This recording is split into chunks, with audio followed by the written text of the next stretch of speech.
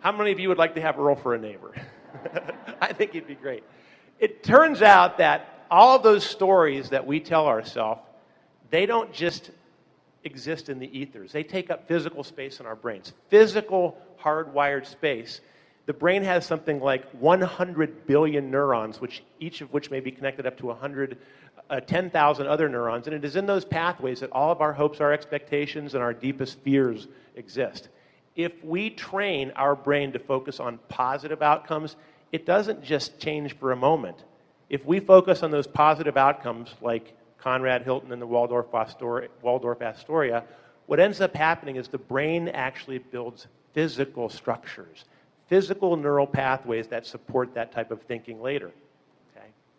There's actually a technology for it. It's called visual motor behavior rehearsal. But simply for today's session, let's just recognize, let's try to do a better job of talking to ourselves appropriately.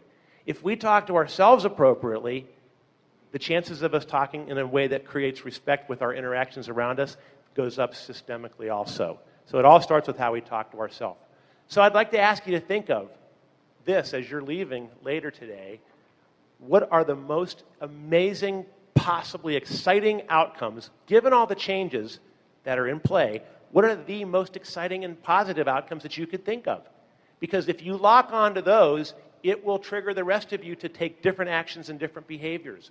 But if you focus on all the things you're afraid of, guess what? The brain moves you in that direction and kind of a loss minimization instead. So whatever you focus on, that's where your brain ends up going. All right?